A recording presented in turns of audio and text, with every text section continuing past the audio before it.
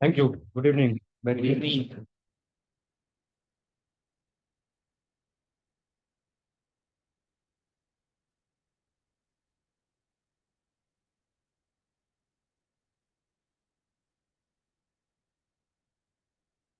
कैसा चल रहा है आप लोगों का startup?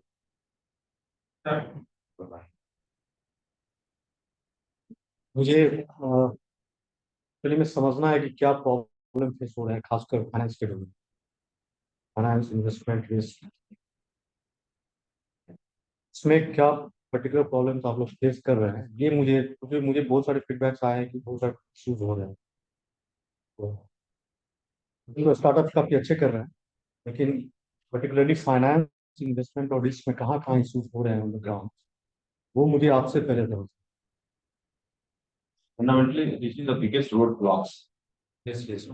For generating the revenue from particular venture. What I am facing because my इससे strategy. पहले मैं पहले अपना एक इंट्रोडक्शन दे दूं। मैं globally some of the largest जो फाइनेंस कम्युनिटी और एसोसिएशन है उसको मैं दिल्ली जो में हेड करता हूँ। फाइनेंस और रिस्क अक्रॉस द वर्ल्ड है, वर्ल्ड की सबसे बड़ी फाइनेंशियल एसोसिएशन और ऑर्गेनाइजेशन है। इसमें जितने भी इसमें अक्रॉस द कम से कम 100 कंट्रीज में इसके चैप्टर्स। तो हम लोग इंडिया इंडिया चैप्टर देखते हैं। इसमें जितने भी फाइनेंशियल इंस्टीट्यूशंस हुए, बैंक्स हुए, पीसीज हैं, इन्वेस्टमेंट जो भी हैं, सब इसके आ गए। तो मेरा आने का पर्पस ये है यहाँ पे कि तो मैं बता सकूं कि फाइनेंस में क्या इश्यूज हैं फ्रॉम द इन्वेस्टर्स पर्सपेक्टिव से भी, और फिर आपके पर्सपेक्टिव से। तो इसे इसलिए मैं पहले जानना चाहूंगा कि आपके पर्सपेक्टिव से क्या चीजें हैं, then accordingly I will be able to tell you from the investors how we can match that. So this is my prime objective for the session today. Let's start. Yeah. So my startup is all about it's associated with the healthcare treatment, and my startup is all about creating and developing uh, offline online supply chain management of the most affordable healthcare treatment uh, from the generic medicine from the top 400 pharma company, which is urgently required to the 31% rural population of East India. They are suffering from two metabolic diseases, which are commonly called hypertension and type 2 diabetes. But unfortunately, in India, in recent decades, healthcare treatment काफी महंगा हो गया है because great number of medicine are being prescribed by doctors in urban and rural market of India across India. So unfortunately, both the diseases are required lifelong and continuous treatment. Otherwise, it triggers the multi-organ disease complication that is called a comorbidity. So hypertension and diabetes दोनों का this is paradox कि दोनों का जो comorbidity होता है एक ही होता है, ischaemic heart disease and CSI that is called cerebral ischaemic stroke. सुनते नहीं कि अचानक कोई आदमी हार्ट फेलियर से मर गया, सुनते अचानक ब्रेन स्ट्रोक हुआ गिर गया। तो this is the commonest side effect of the non compliance of the treatment. तो as per the Lancet report इसके अनुसार से जो इतना बड़ा चंक पॉपुलेशन बिहार का है, eastern India, Bihar happens to be the largest state and considering the socio economic last census 2015 हम लोग करते हैं, उस समय बिहार का population 10 crore, 2 crore urban population और 8 करोड़ रूरल पॉपुलेशन था। और उसमें यदि हम लैंसेट के 30 ईयर स्टडी स्टडी फ्रॉम 1990 2020 30 साल का स्टडी इनका है, and the study reveals very mind-boggling and nail-biting facts. कहा गया कि east India has been found to have the highest health care disease burden, मतलब हर इंडिविजुअल का out of pocket expenditure India में ईस्ट वेस्ट नॉर्थ साउथ में 30 साल में ये बढ़ा है। क्यों बढ़ा है? Because the sedentary lifestyle now it is reaching to the rural population of East India. So 1 minute interrupt. So please try to tell me about financial side of your So since what problems you are facing. Since I was able to get the seed fund from the state government, then initially since my startup consists of two kind of activity. First is the procurement of the most effective treatment that is called a generic medicine from the top pharma company. For that, we have got the fund. Apart from that, the toughest and the costliest affair is the how to carry out the rural market survey of the East District, particularly targeting the rural population, in which every district and an average consists of 15 lakhs population in Bihar. Bihar, I'm talking apart from Bengal, Odisha, Jharkhand. और उसमें से targeting 25% population में करते हैं, सारे सब 2.25 लाख से ऐसा 3 लाख पॉपुलेशन करना है। उसमें cost which is expected to be incurred almost 3 lakh रुपया आता है। obtain or to procure the 10,000 percent from the particular district, which will generate a revenue of 50 lakhs, 10,000 into 500 B.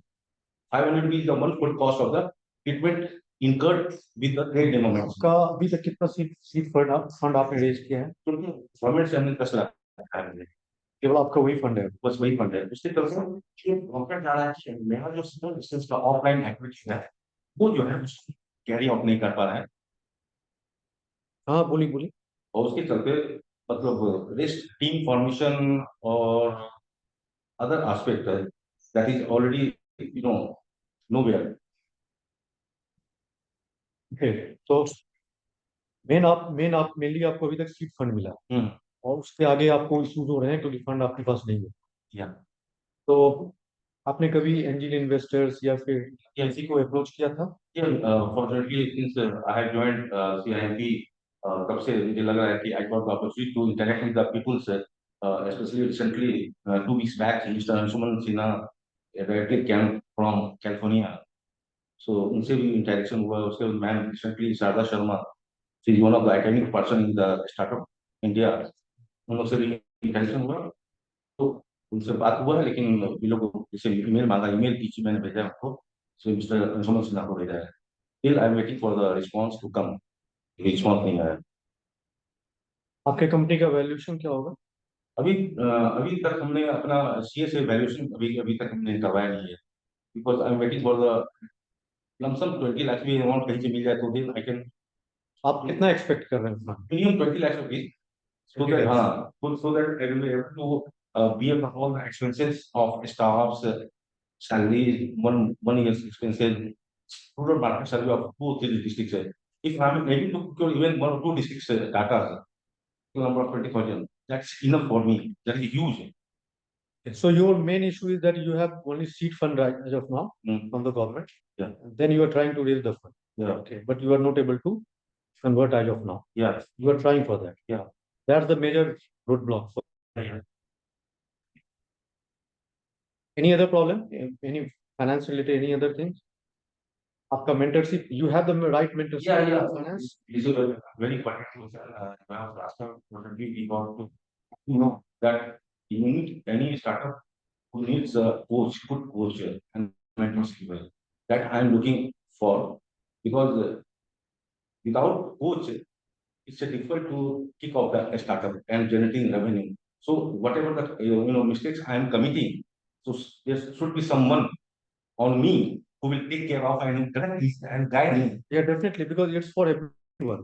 For a startup, when you are going to any investor for raising your fund, first of all, you have to be prepared.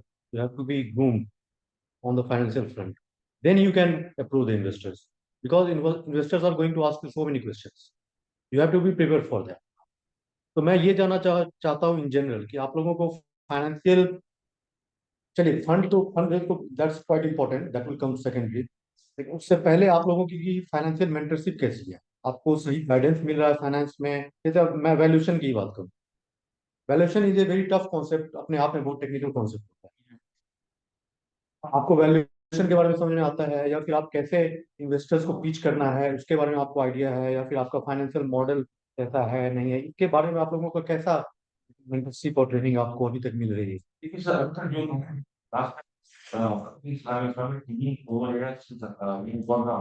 working skills. Fortunately, there are three kind of data. One is the email pitch deck, second is the pitch deck of 4 minutes, and the third, but not least, is the pitch for 1 minute. So one startup or entrepreneur needs to prepare their accordingly, because investors, the investor will not have too much time to listen your story. So you need to have the art of telling your story of your startup, and both the different aspect. Second aspect of me also, that I'm from a different science background, domain student. So, so far as finance is concerned, it's a very new and tricky things to me. So I have to start from scratch in understanding the basic concept of the. So you need mentorship on financial Yeah, aspects, right? yeah. I'm talking to all the startups in general. मेरी startup है, मैं मृत्युंजय मिश्रा, और मेरी startup है जिपेक्स logistic specially हम pharmaceutical logistic कर रहे हैं B2। और अभी हमने स्टार्ट तो किया है, एक्चुअली बेसिक जो वर्क है वो स्टार्ट किए हुए मुझे 3 मंथ्स 6 मंथ हुए हैं। उसमें 3 मंथ्स तो वैसे ही स्टार्टिंग का ही चला गया, और 3 मंथ्स अभी है। और जो अभी मेरी रेवेन्यू पर मंथ की आ रही है वो है 30 lakhs 40 lakhs के आसपास मंथली। और ये टर्नओवर बढ़ेगी जैसे जैसे। तो अभी हमने कहीं पे कोई पिचिंग नहीं किया है, क्योंकि अभी बूटस्ट्रैप है। और बिहार गवर्नमेंट से मुझे 4 lakhs की अभी मिली, 6 lakhs का हमने अभी अप्लाई नहीं किया है। और बूटस्ट्रैप पे ही चल रहा हूँ मैं। मुझे रिक्वायर्ड, जब हम एक्सपेंड करेंगे तभी रिक्वायर्ड होगी। मुझे फंड ज्यादा ही चाहिए। मुझे ये 20 लाख 50 लाख से नहीं, वो करोड़, 2 करोड़ 5 करोड़ 10 करोड़ पे। तो इसलिए मैं थोड़ा वैल्यूएशन भी, क्योंकि डाइल्यूट भी नहीं करना चाहता हूँ, और कर रहा हूँ अभी जब तक अपने इस पे। अभी जो मेरी इन्वेस्टमेंट है, इसमें खुद की इन्वेस्टमेंट 25 लाख के आसपास लग चुकी है। हालांकि मेरी बर्निंग हो रही है per month 20 to 30 thousand Burns कर रहा हूँ। बट ये एक्सपेक्टेशन है कि विद इन 3 years मैं ब्रेक इवन पे भी पहुंच जाऊंगा, और मेरी टर्नओवर भी काफी हाई पहुंच जाएगी। ये चीज तो अभी आपके पास गवर्नमेंट का जो फंड है उस पे आप बेच रहे हैं, राइट? हाँ, प्लस बूटस्ट्रैप जो हमने अपने इन्वेस्टमेंट किए हैं, डाला हुआ सबका इन्वेस्टमेंट मैंने किया हुआ है मैक्सिमम वही। इसकी फाइनेंशियल मॉडलिंग वगैरह कौन कर रहा है? मीन्स अभी तो सेल्फ ही हम सब कुछ अपने से कर रहे हैं, कहीं से कोई। फाइनेंशियल मॉडलिंग एक प्रोफेशनल एक्सपर्टीज होती हाँ है, जैसे गेस वर्क से फाइनेंशियल मॉडलिंग नहीं होती है। मैं टेक्निकली बता रहा हूँ हाँ कि जब भी आप किसी investor, when you go to any any investor, आपके पास प्रॉपर फाइनेंशियल मॉडल होना चाहिए, क्योंकि तभी आप से प्रोजेक्ट कर पाएंगे सही तरीके से। तो दैट यू हैव, और you are just doing how? भी सेल्फ ही सब कुछ कर रहे हैं। जो मेरी पर्सनल एक्सपीरियंस, पास्ट एक्सपीरियंस है, उसके बिहाफ पे जो हम लोग बनाते थे पहले, भी बनाते थे कि हाँ कंपनी की पूरी मॉडल्स बनाते थे कि हाँ इतनी सीज होगी, इतनी ये होगी, और उस पे हम लोग काम करते थे। सेल्स को, टर्नओवर, ये चीजें देख करके इसमें कितनी प्रॉफिट है। आप अपने इश्यूज बताइए मुझे। मुझे अभी कुछ भी मैंने इसमें फाइनेंशियल, मुझे गाइडलाइन रिक्वायर्ड हो, कि फाइनेंशियल गाइडलाइन भी रिक्वायर्ड होगी, प्लस मैं जो बिलिंग कर रहा हूँ उसमें भी इश्यूज आएंगे, क्योंकि गाइडलाइंस किस टाइप का? जैसे जैसे एक तो मेरी बिलिंग, जो मेरी मॉडल है वो, क्योंकि स्टार्टअप है तो बिल्कुल डिफरेंट इस पे चलती है। आप ऑपरेशनल की बात कर रहे ऑपरेशनल मॉडल भी फाइनेंस के लिए कैसे ये करनी है, हैं? और प्लस जो आगे की पिचिंग के लिए जो जब जाएंगे तो उस वक्त में क्या क्या रिक्वायर्ड होगी। कभी हमने पिचिंग किया नहीं है, तो वो एक्सपीरियंस कुछ भी नहीं, जीरो एक्सपीरियंस है। अभी यहाँ से हम, मुझे मेंटरशिप मिली हुई है। हमने अभी उनके साथ भी डिस्कशन नहीं किया, क्योंकि मैं अपना मॉडल ही पहले तैयार कर रहा हूँ अच्छे से, कि हाँ ये जो चीजें जो मुझे ही पता है कि ये अभी तक इसमें सेट नहीं हुआ, वो मैं कर रहा हूँ। तो वो मिली हुई है। बट फाइनेंशियल मुझे रिक्वायर्ड होगी, बहुत ज्यादा गाइडलाइन की रिक्वायर्ड। हाँ, और बताइए, और भी startup. I just want to have general feedback कि क्या इश्यूज हैं, then only I will be able to explain. तो this two gentleman have explain. आप बताइए, आप लोग कोई और भी स्टार्टअप? सर हमारा जैसे स्टार्टअप ही है, हॉटस्पॉट माइक्रो बिजनेस का। है? तो अभी इनिशियल में ही है हमारा। इसको किस तरीके से हम ग्रो करें का मॉडल, जो बिजनेस मॉडल, जैसे अभी तो है कि सब्सक्रिप्शन बेस्ड। इसमें बेसिकली कौन सा मॉडल हम परफॉर्मेंस के लिए यूज कर सकते हैं, फाइनेंशियल किस तरीके से हो सकती है। बिजनेस मॉडल पे आपको गाइडेंस। फंडिंग आपको अभी गवर्नमेंट अभी अभी फंडिंग नहीं हुई है, अभी यहाँ बूटस्ट्रैप है, हमने स्टार्ट किया है अभी। ये स्टार्टअप बिहार में रिजल्ट आया है, एक फेज हमारा इंटरव्यू वाला बाकी है, उसके बाद फंडिंग मिलेगी 4 लाख।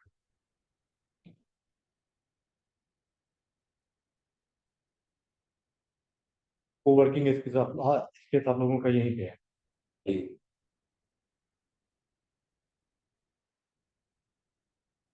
और कोई इश्यूज फाइनेंस में आपके स्टार्टअप में?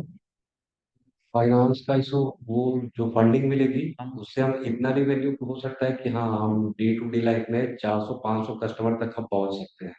लेकिन हम ये 4,000 5,000 प्लस ही कस्टमर होंगे रिक्वायरमेंट के हिसाब से, तो भी हमको और फंड्स की जरूरत पड़ेगी। इसमें होगा हमारा फार्म सेटअप, इक्विपमेंट, लॉजिस्टिक खर्च, या फिर मीटिंग मैनेजमेंट है उसके साथ। हाँ, तो फंड की जरूरत पड़ेगी तो उसके लिए आपको राइट मेंटरशिप है कि नहीं, वो अभी अभी तक एक भी कॉल नहीं हुआ है इसका। हाँ, ये सर आपको फाइनेंशियल डोमेन में मेंटरशिप की भी जरूरत है जी।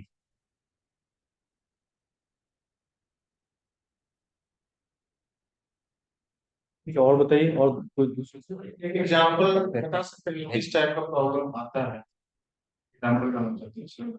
मुझे नहीं पता कि किस फाइनेंशियल प्रॉब्लम क्या क्या होता है। ठीक है, मैं एक एग्जांपल दे रहा हूँ। जैसे जब भी आपको स्टार्टअप, आपके पास स्टार्टअप है खोलने का, सबसे पहले तो सीड फंड जो आपको गवर्नमेंट प्रोवाइड करती है, ठीक है, that's a very encouraging initiative from the government of Bihar, या फिर स्टार्टअप बिहार है या फिर स्टार्टअप इंडिया है, जो भी है।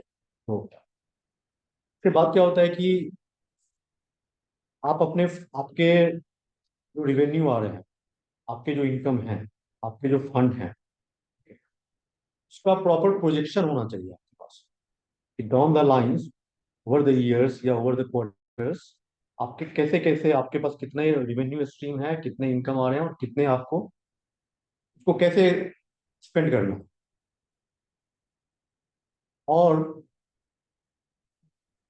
जब आप कभी भी फंड रेज करने के लिए जाएंगे कहीं पे, whenever you go to any investor for fund raising, तो you should have a proper financial model. Financial model means के पूरे प्रोजेक्शन चाहिए होंगे अलग अलग, क्या आपका अभी तक कैसा एक्सपेंस है, क्या रिवेन्यू एक्सपेक्टेड है या फिर क्या हो रहा है, क्या आपके फ्यूचर में प्रोजेक्शंस हैं, क्या रिस्क इन्वॉल्व है उसमें, ठीक है, आपके वैल्यूएशंस कितने हैं, डिफरेंट फाइनेंशियल रेशियोज कैसे हैं, प्रॉफिटेबिलिटी रेशियोज कैसे हैं, बहुत सारी फाइनेंशियल जो टेक्निकलिटीज है उसका प्रॉपर एक समरी होना चाहिए आपका।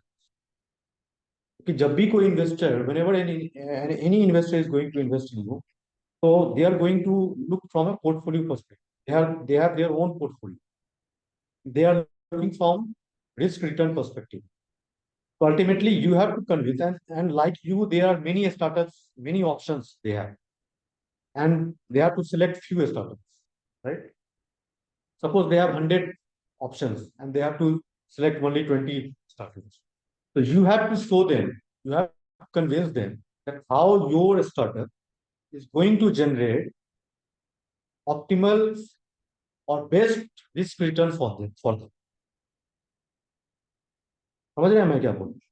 इन्वेस्टर्स जितनी जरूरत आपको फंड की है, उतना ही इन्वेस्टमेंट करने के लिए जो जो इन्वेस्टर्स होते हैं उनकी भी जरूरत होती है इन्वेस्ट करने की, because they have to generate return. अगर उनका फंड कहीं आइडियल पड़ा रहेगा तो they are going to lose. तो और वो भी कहीं से पैसा लाए रहते हैं, तो एक अपॉर्चुनिटी कॉस्ट ऑफ कैपिटल भी होती है। मेरे कहने का सेंस है कि आपका स्टार्टअप, आपको इन्वेस्टर कन्विंस करना है, आप कैसे उसे in financial terms risk return ज्यादा से ज्यादा, अच्छा से अच्छा आप उसे प्रोवाइड करा सके। उनका मोटिव ये रहता है फ्रॉम फाइनेंशियल पर्सपेक्टिव आंसर। मतलब प्रोजेक्शन जो है वो बनेगा, वो इस पे डिपेंड करेगा अपना आगे का। आप क्या प्रोजेक्शन है, क्या रिस्क है उसमें, आप रिस्क कैसे मैनेज करते हैं अपना, क्या आपको आपका रिवेन्यू स्ट्रीम कैसा होने वाला है, क्या आपको प्रॉफिटेबिलिटी होने वाली है, कितना वैल्यूएशन आप अपने बिजनेस का क्या वैल्यूएशन एस्टिमेट करते हैं, सारी चीजों का एक ये तो प्रॉपर स्टार्टिंग में फाइनेंशियल ही मॉडल है। बनाना होता है। तो वो तो हमने बनाया है स्टार्टिंग में ही बैठ करके अपने से ही, उसमें काफी टाइम लगे। अपने से ही मीन्स क्या है, आपके पास प्रोफेशनल एक्सपर्टीज है इसका? मैं जानना चाहता हूँ। नहीं, जैसे हमें जो हमारी एक्सपर्टीज इसमें नहीं है, जीरो एक्सपर्टीज बोल सकते हैं, लेकिन जब स्टार्ट कर रहे हैं तो उस वक्त में जो हमें लगा, तो उस अनुसार से हमने एक प्रोजेक्शन बनाया, और जो उसी प्रोजेक्शन पे अभी भी हम काम कर रहे हैं, और ऑलमोस्ट नियर बाई मैंने उसके आसपास चल रहे हैं। जो हमने प्रोजेक्शन लगाया था कि हाँ हम इतना रेवेन्यू जनरेट कर सकते हैं ड्यू टू प्रोफेशनल एक्सपर्टीज, और सेम, क्योंकि सेम स्ट्रीम में काम कर रहे थे, तो सेल्स में थे, सेल्स मार्केटिंग में, तो सारी प्लानिंग और ये चीजें करते थे। तो एक तरह से हम जब किसी और से भी डिस्कशन करते हैं, जो मेरे सीए हैं, सीए से भी डिस्कशन किए, तो वो बहुत सारे पॉइंट्स वो नहीं बता पाए जो कि मैं ऑलरेडी ऑलरेडी कर रहा हूँ। तो मुझे लगा कि ये बेटर है अभी के लिए एट प्रेजेंट, बट जब इस चीज को किसी के, अभी मैंने किसी को प्रेजेंट नहीं किया, आप अभी तो अपने वो ये हमारी हो सकती है, लेकिन हमारी बेस्ट नहीं हो सकती है। जब उसमें एक्सपर्टीज आएंगे, तो वो निकालेंगे कि हाँ भाई ये तुम गलत किए हो, ये ऐसे होना चाहिए, या ये अचीव कर पाओगे कि नहीं कर पाओगे। हम तो अचीवमेंट के अनुसार से चल रहे हैं कि हाँ भाई इतना मेरा एक्सपेंसेस आएगा, हम इतने एम्प्लॉय रखेंगे, तो मेरा एक्सपेंस हो जाएगा ये। फिर हमें जो, हम फंड इसमें अर्निंग जो आ रही है, कहाँ एक्सपेंस हो रही है, तो उसमें कितना जाएगा, ये जाएगा। फिर हम देख रहे हैं कि ग्रोथ जैसे एक्सटेंड करेंगे, तो मुझे कितनी फंड रिक्वायर्ड होगी, तो मेरा पर इसमें कॉस्ट इतनी आ रही है, तो जितने एम्प्लॉयज में कॉस्ट इतनी आएगी, हमारे और अदर जो उसमें रिक्वायर्ड होगी उसमें कॉस्टिंग कितनी आएगी, वो सब ऐड करते जा रहे हैं, और एक्सपेंशन को प्लान कर रहे हैं। तो उसका जो सीट आ रहा है, बैलेंस शीट अपने से बनाया हुआ है उस प्रोसेस पे। लेकिन मुझे लगता है कि हाँ, यदि कोई एक्सपर्टाइज मुझे गाइड करेगा, तो मैं बहुत अच्छा कर सकता हूँ। ठीक है, समझ गए। और भी आप आइडिया लग गया मैं किस चीज की बात कर रहा हूँ। आप अपने अपने बताइए और भी जो स्टार्टअप्स हैं। जो प्रोजेक्शन, फाइनेंशियल प्रोजेक्शन लोग जो बनाते हैं, एज ए इन्वेस्टर वो लोग कैसे वैलिडेट करते हैं उस चीज को? तो प्रोजेक्शन तो कोई बोल सकता है कि हम आने वाले 5 साल में 5 करोड़ 10 करोड़ का रेवेन्यू करें। वो लोग एज ए इन्वेस्टर कैसे उस चीज को वैलिडेट करते हैं? करंट रन रेट देखेंगे या ग्रोथ देखेंगे। ठीक है, मैं समझ गया आपकी question। देखिए, ये सब टेक्निकल चीजें हैं, जो भी कोई इन्वेस्टर्स होता है ना, वो प्रॉपर मॉडलिंग करता है उसकी प्रोजेक्शंस की। आप कुछ भी बोल देंगे, वो that is not going to be valid for in real world perspective. तो they are the industry experts. वो पूरे इंडस्ट्री का ट्रेंड देखते हैं, क्या पॉसिबिलिटी है, क्या नहीं, कितना रिस्क है। उस बेसिस पे प्रॉपर बहुत सारे मैथमेटिकल मॉडल्स भी होते हैं, जो जो स्टेटिस्टिकल मॉडल्स होते हैं, मैथमेटिकल मॉडल्स होते हैं, प्लस सब्जेक्टिव मॉडल्स भी होते हैं अकाउंटिंग वगैरह के। वो अप्लाई करके प्रॉपर तब प्रोजेक्शन किया जाता है कि आपका कैसा होगा, क्या रियलिस्टिक फिगर है उसके लिए बेस्ड ऑन द इंडस्ट्री में क्या चल रहा है, नहीं चल रहा है, उस बेसिस पे उसकी प्रॉपर एनालिसिस। बहुत सारे स्टार्टअप ये भी करते हैं, जो सपोज इन्वेस्टर्स मीटिंग में गए और वो कुछ डमी फिगर दे दिए, या फिर एक हाइपोथेटिकल बहुत ही ऑप्टिमिस्टिक फिगर आप डाल दिए कि ऐसा हो जाएगा, ऐसा हो जाएगा, ऐसा हो जाएगा। लेकिन वो रियलिटी में ऐसा नहीं होता। तो मैं इसलिए बोलूँ कि रिस्क मैनेजमेंट का बहुत बड़ा इंपॉर्टेंट रोल होता है स्टार्टअप्स में। क्योंकि आप ऑप्टिमिस्टिक रहें, ये चीजें अच्छी हों, लेकिन you you also have to be prepare for the worst case scenario. चीजें अगर आपके अगेंस्ट चली गई, चीजें आपके लायक अगर नहीं हुई, तो फिर आप कहाँ सर्वाइव करें। Startups means startup is a high risk zone. जब रिस्क जोन है, तो आपको सबसे पहले आपका जो सही, जो अच्छे स्टार्टअप्स होते हैं, हर कोई फेल करते हैं, एवरीवन फेल्स। आप अगर देखेंगे बहुत सारे जो आजकल सक्सेसफुल स्टार्टअप्स हैं, तो आपको लग रहा होगा कि ये बहुत यूनिकॉर्न हो गया या फिर कुछ भी हो गया, लेकिन उससे पहले बहुत सारे सक्सेसफुल अटेम्प्ट्स भी रहते हैं। बहुत जगह उन्होंने फेल किया हो, तब जा करके वो आज कहीं सक्सेसफुल है। तो रिस्क मैनेजमेंट का क्या रोल है इसमें कि जब भी आप कोई स्टार्टअप के लिए ट्राई करते हैं, तो आप यू प्रिपेयर कि आप बहुत सारे आइडियाज आएंगे जो फेल करेंगे, सही होंगे, गलत होंगे।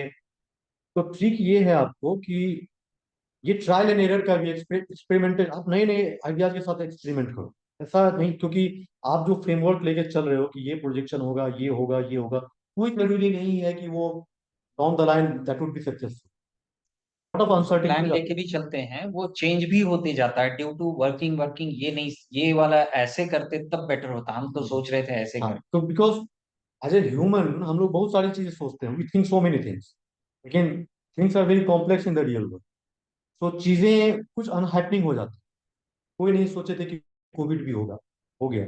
बहुत सारे स्टार्टअप फेल कर गए, बहुत सारे स्टार्टअप कोविड के टाइम में डाइट भी कर गए। जूम, आप जूम को ही देख लो, जूम कितना फ्लरिश कर गया कोविड के सामने। बहुत सारे, बहुत मैंने सारे। ई कॉमर्स तो खैर बहुत हाई चला लिया। वो मेरे कहने का सेंस ये है कि जब भी आप कोई स्टार्टअप करते हैं तो केवल एक, ठीक है, आप प्रोजेक्शन कीजिए, प्रिडिक्शन कीजिए, कन्विक्शन लाइए, लेकिन उसकी कोई गारंटी नहीं होती कि वो सक्सेसफुल हो गया। तो you have to experiment new ideas. और आप ये मान के चलिए कि आप 10 एक्सपेरिमेंट करेंगे तो बहुत सारे फेल भी होंगे। जब आप फेल होंगे तो हर फेल के साथ एक कॉस्ट अटैच होता है। ठीक है, आपने स्टार्टअप किया, यू फेल, कुछ कॉस्ट होगा उसका, तो वो कॉस्ट कम से कम होना चाहिए। ऐसा नहीं कि आपके जितने रिसोर्सेज हैं वो एक ही आइडिया में आपने लगा दिया and then you blew up, उसके बाद फिर आपको उठने का चांस ही नहीं मिले। तो यू आप मान के चलो कि हर कोई स्टार्टअप में फेल करता है, क्योंकि वो नेचर ही है। सक्सेसफुल अल्टीमेटली वो होता है जो हर फेल के साथ अपना कॉस्ट को मिनिमाइज करता है। अब 10 न्यू न्यू आइडियाज के साथ एक्सपेरिमेंट करो, 10 नए प्रोडक्ट, 10 न्यू सर्विसेज, सोचो ये हो सकता है, ये हो सकता है, क्योंकि अनसर्टेनिटी है बिजनेस इन्वायरमेंट में, लाइफ में ही uncertainty. So you have to minimize the cost of each of your trials। और जो आपके ट्रायल होने चाहिए उसके डाउनसाइड कम होने चाहिए एंड अपसाइड बहुत ज्यादा होना चाहिए। रेशियो, अगर रिस्क आप सपोज 1 यूनिट ऑफ रिस्क आप लेते हो तो आपके अपसाइड कम से कम 2, 3, 4, 5 होना चाहिए। फॉर एग्जाम्पल, अगर वो सक्सीड कर गया, if the your idea become successful, then you are going to be extremely benefited. समझ रहे हो मैं क्या बोल रहा हूँ? और दैट्स वाई टेक्नोलॉजिकल डोमेन में लोग आना चाहते हैं, क्योंकि टेक्नोलॉजिकल डोमेन में एक स्केलेबिलिटी आपको मिल जाए अगर सक्सेस हो गया। अब जैसे देखो बहुत सारे सोशल मीडिया स्टार्स, हर लोग अपना रील बनाते हैं, ये डाल देते हैं, उस पर डाल देते हैं, लेकिन उसका अपसाइड कितना ज्यादा है। अगर आप वो हिट कर गया then you are going to be celebrity. Upside की बहुत ज्यादा है, डाउन साइड क्या है, फेल कर जाएगा, नहीं चलेगा।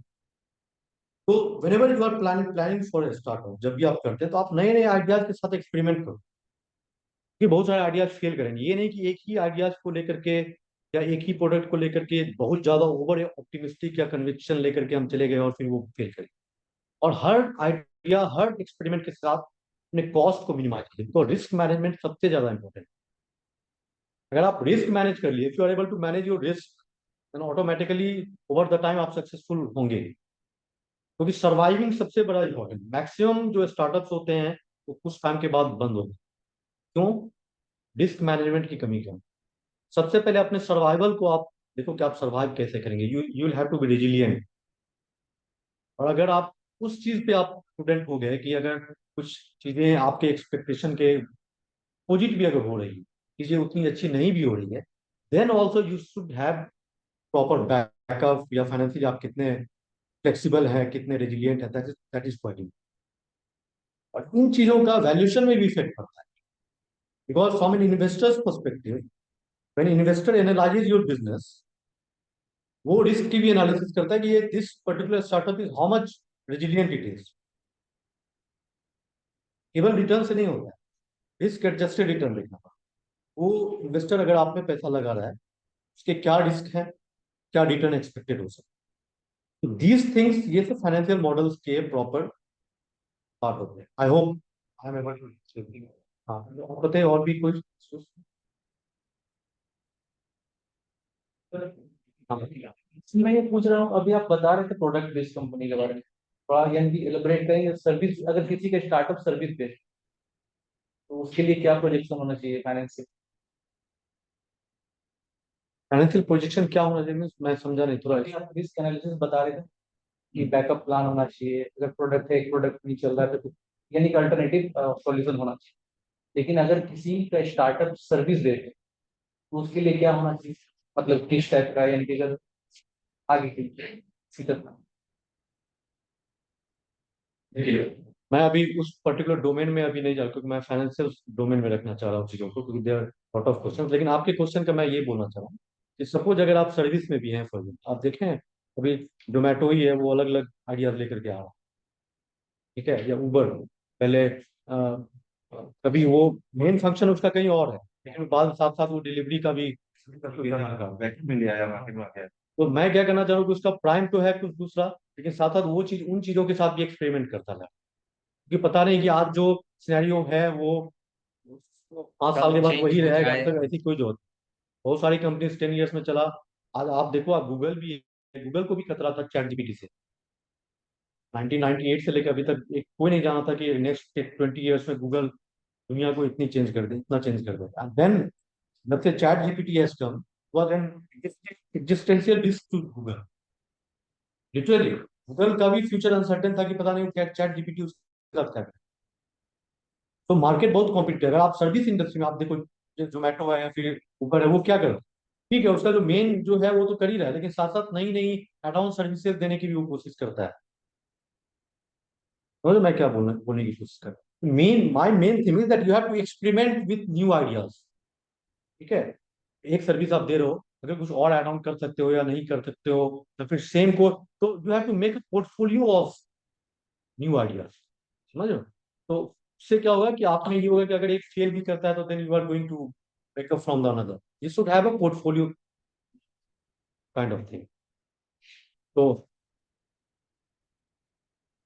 ये रिस्क बेनिफिट है। ठीक है, तो you have to innovate, you will have to constantly innovate with new ideas, new services, products and all those things. क्योंकि टाइम इज चेंजिंग। कोई जरूरी नहीं कि आप जो जो आइडिया आप अभी बना रहे हैं वो 4 साल बाद चलेगा या 5 साल होता बाद है चलेगा। जब जो काम कर रहे हैं उसके बाद जो हमने साइड में रखा था कि इसको ऐड ऑन रखें, मे बी कि वो ऐड ऑन वाला नंबर वन हो जाए, हाँ, और जो मेन हमने जिस चीज के लिए स्टार्ट किया था वो रह गया ऐसा पीछे। होता है। मैं इसलिए बोला कि जो रियल वर्ल्ड होता है वो काफी कॉम्प्लेक्स चीजें होती हैं। आप अपने लाइफ में भी देखोगे, बहुत सारी चीजें ऐसी है जो आप नहीं सोचे थे, वो आपके लिए ज्यादा सक्सेसफुल हो। जो चीज आप सोचे थे वो मीडियोकर ही रह गई। तो जब आप, वो कब होगा जब आप 10 डिफरेंट चीज रखेंगे तब तो उसमें कुछ बहुत ज्यादा सक्सेसफुल हो गया, या फिर कुछ कम रहा तो एक पोर्टफोलियो। क्योंकि investor when any investor also tries to invest, तो वो भी पोर्टफोलियो में मान के चलता है कि not every startup is going to be is going to generate return for the investor. वो भी बिल्ड्स अ पोर्टफोलियो, उसकी उसका रिस्क रिटर्न एनालिसिस करता है। उसमें वो देखता है कि चलो ठीक है, this startup has a risk, तो वो कहीं दूसरे स्टार्टअप से कंपनसेट हो जाए। सपोज अगर 2 4 नहीं भी चला, एक दो अगर चला भी और बिकम्स अ यूनिकॉर्न, और या फिर कुछ बहुत बड़ा अगर हो जाता है, देन द ओवरऑल पोर्टफोलियो का रिस्क रिटर्न बिकम्स मैनेज। आपको वहां पे फिट करना है। आप अपने, you think from your own perspective, that perfectly fine. Whenever you are going to pitch to an investor, आपको you have to think from investors perspective also, कि ultimately उसको रिस्क रिटर्न से मतलब है। अगर आपसे ज्यादा रिस्क रिटर्न, अच्छा रिस्क रिटर्न अगर कहीं दूसरी जगह मिल रहा है, तो आपको छोड़ के दूसरी जगह जाए, भी ऐसा ही करेंगे, हम भी ऐसा ही करेंगे। तो whenever you are going to raise fund या फिर इन्वेस्टमेंट का या फाइनेंस का, तो you also need to think on the investors perspective। और इसलिए जब आप डाइवर्सिफाई करेंगे, न्यू आइडियाज लेकर के आएंगे, न्यू एक्सपेरिमेंट करेंगे, चांस ऑफ सक्सेस जो है ना आपका, वो ज्यादा सही हो जाएगा। क्योंकि एक चीज को लेकर के चलना, मैं ये नहीं बोल रहा हूँ कि आपका जो जो आपका लाइन ऑफ एक्सपर्टीज है उस पर ही आपका फोकस होना चाहिए। ऐसा नहीं कि आप 10 चीजें जो आउट ऑफ एक्सपर्टीज है उसमें आप कुछ भी रैंडमली करना शुरू कर दिए होंगे। आप अपने एक्सपर्टीज में, नहीं, वो हम आइडियाज लेके चलते हैं तो उस आइडिया के साइड बाय साइड दो चार उसी से रिलेटेड रहते हैं कि इसी में ऐड ऑन करते हैं, ये भी काम तो साइड बाय साइड देखते चलते हैं कि इसकी रिक्वायरमेंट, इसकी नीड कितनी हो जा रही है। अपने तो बॉटम लाइन इज कि you have to constantly innovate with new experimental ideas. और जैसा आपने कहा कि इन्वेस्टर को अपने मतलब अपने पॉइंट से वो फिगर आउट करते हैं कि क्या होना चाहिए या नहीं होना चाहिए, उनको आप देखने का तरीका क्या होता है, मतलब क्या बेसिक पॉइंट्स को चेकआउट करते हैं एज अ स्टार्टअप कंपनी को? क्या वो चेक करेंगे कि उनको इन्वेस्टमेंट दे या फिर ना दे या फिर थैंक यू, बहुत ही अच्छा क्वेश्चन, वेरी नाइस क्वेश्चन। तो देखिए, जब भी कोई इन्वेस्टर होता है ना, उसके पास भी एक पर्टिकुलर एलोकेशन होता है कि वो इससे ज्यादा, उसका भी एक बजट है इन्वेस्टमेंट का, क्योंकि उसे भी कई इन्वेस्टमेंट करने हैं, केवल एक ही स्टार्टअप में तो इन्वेस्ट करना नहीं। तो whenever any investor is planning to invest in any startup, सबसे पहले देखिए, वैल्यूएशन का जो गेम है ना, ये बहुत ही बड़ा गेम है। और वैल्यूएशन बहुत ही रिलेटिव कॉन्सेप्ट होता है। आपके लिए किसी चीज की वैल्यू या सॉरी वैल्यूएशन अलग होगी। मैं अगर वो मॉडल डिपेंडेंट होता है। मैं टेक्निकली बात करूँ, दे आर मॉडल डिपेंडेंट। एक मॉडल में आप थोड़ा सा पैरामीटर चेंज कर दोगे, अपने प्रोजेक्शंस को चेंज कर दोगे, तो कुछ दूसरा मॉडल, कुछ दूसरा वैल्यूशन आ जाएगा। कुछ अगर आप चेंज कर दोगे पैरामीटर, तो कुछ दूसरा वैल्यूशन। तो आपके जो स्टार, कोई भी जो अगर इन्वेस्टर है फॉर एग्जाम्पल, तो वो फाइनेंशियली ये देखता है कि आपके लिए वैल्यू कैसे क्रिएट कर, आप में कितना रिस्क है, आपके बिजनेस में कितना रिस्क है। और अगर ये सक्सीड कर गया, उसे अपने इन्वेस्टमेंट का कितना टर्म्स, कितना मल्टीपल आगे उसे रिटर्न मिलेगा। समझे मैं क्या बोलना चाहता हूँ? तो उसके लिए वो आपके पूरे बिजनेस की जो फाइनेंशियल रेशियोज होते हैं, बहुत सारे प्रॉफिटेबिलिटी रेशियोज होते हैं, कैश फ्लो रेशियोज होते हैं, सारी चीजों का एनालिसिस करता है। और वो ये देखता है कि मैं उसे अगर सपोज कुछ अमाउंट अगर दे रहा हूँ, सपोज 50 लाख दे रहा हूँ और इतना इक्विटी ले रहा हूँ फॉर एग्जाम्पल, मुझे अगर ये सक्सीड कर गया, से फॉर एग्जाम्पल 5 इयर्स, तो मैं जो अभी 50 लाख लगाया हूँ, उसका क्या वैल्यू होने जा रहा है next, over the next 5 years. और उस 50 लाख अगर सपोज डिफॉल्टेड या नहीं हुआ, तो मैं, मेरा कितना पैसा उसमें है। आपको कन्विंस करना है, you have to convince this. आपको ये दिखाना है इन्वेस्टर को कि आप अगर 50 लाख मुझे दे रहे हो, तो ओवर द टाइम से 5 years time horizon for example, आप उसे क्या वैल्यू प्रोवाइड करोगे, तभी वो लगाएगा ना पैसा। आप भी अगर लगाएंगे पैसा, तो तभी लगाएंगे, कहीं भी लगाएंगे। तो ये investors want to gauge those kind of financial aspects कि ultimately what kind of risk return they are going to achieve over the time, से उनका जो टाइम होराइजन है, जो भी है फॉर एग्जाम्पल 5, उसके लिए वो पूरी आपकी प्रॉफिटेबल। मैं यही बोला कि वैल्यूएशन ठीक है, लेकिन वैल्यूएशन एक वर्चुअल चीज। तो आपके लिए कुछ वैल्यूएशन हो सकता है, मेरे लिए कुछ वैल्यूएशन हो सकता है। मैं बोलूंगा 100 करोड़ का वैल्यूएशन है, मिनिस्टर बोलेगा नहीं नहीं, आप में आपके में ये कुछ इश्यूज हैं, ये रिस्क है, नहीं नहीं इसका वैल्यूएशन मैं 50 करोड़। तो जब भी आप इन्वेस्टर के पास जाते हैं, तो यू हैव टू, आपको ये दिखाना है कि मेरे में ये सब पॉजिटिव चीजें हैं, मेरे में ये कॉम्पिटिटिव एडवांटेज है जो और औरों के पास नहीं है। और जो इन्वेस्टर है वो ज्यादातर वो आपके निगेटिव चीजों पे भी फोकस करेगा, ताकि वैल्यूएशन कम करे। वो बोलेगा नहीं नहीं, आपने देखे ये भी इशू है, ये भी इशू है, इससे आपका कम हो। आपको दोनों चीजों को मैनेज कर, बैलेंस करके चलना। और तब आपको उसे उसे दिखाना है कि आप एज एन अगर वो आप में इन्वेस्ट करता है, सपोज 50 लाख किया, तो आप उसे ओवर द टाइम कितना रिटर्न जनरेट करके दे सकते हैं, क्या रिस्क है। I hope you are trying Yes, to yes. Understanding what I am saying. एक और क्वेश्चन था, जैसे कि आपने कहा कि हम लोग को प्रॉपर ग्रूमिंग करना होगा या फिर पिच करने के लिए रेडी होना चाहिए कि हम लोग इन्वेस्टर को कैसे पिच करेंगे। तो क्या पॉसिबल पिच होना चाहिए कि हम लोग उनको पिच कर सके इन्वेस्टर को कि वो रेडी हो जाए हमारे पे इन्वेस्ट करने के लिए। तो basically I am asking about the proper pitch deck कि क्या हम लोग उनको बोले। ठीक है, इस पे प्रॉपर सेशन होगा, ठीक है। तो अभी this is the first introduction kind of thing. इसमें मैं आपसे एक्चुअली जानना चाह रहा हूँ कि प्रॉब्लम क्या है। देन जब when we figure out the problems, then we can plan series of specialised sessions on, say for example pitching हो गया, या फिर वैल्यूएशन हो गया, या रिस्क मैनेजमेंट हो गया। तो purpose of this session to be this, to understand कि क्या एक जनरल इश्यूज हैं आपकी तरफ से, because every question you have in mind, सबका एक डिटेल्ड सेशन हो सकता है। Are getting my point? Yes. जैसे पिचिंग पे ही प्रॉपर डिटेल सेशन हो सकता है, आपके बिजनेस मॉडल पे ही पूरा डिटेल सेशन हो सकता है, रिस्क पे प्रॉपर डिटेल। मैं जस्ट आपको एक ओवरव्यू देने की कोशिश कर रहा हूँ। और उसके बाद when we come to a conclusion कि ये सब इश्यूज हैं, ये सब प्रॉब्लम्स फेस कर रहे हैं, then we can plan a series of different specialised topics और गाइडेंस मेंटरशिप जो भी है। I understand what I am trying. तो इस सेशन में मुझे आप ये बताइए कि आपकी तरफ से और क्या प्रॉब्लम आप फाइनेंशियल डोमेन से, अभी तक जो मुझे समझ में आया है, ये है कि आपके पास अभी गवर्नमेंट की फंडिंग है, ये काफी नोबेल इनिशिएटिव है गवर्नमेंट की तरफ से, और बहुत अच्छा सपोर्ट है आप लोगों के लिए।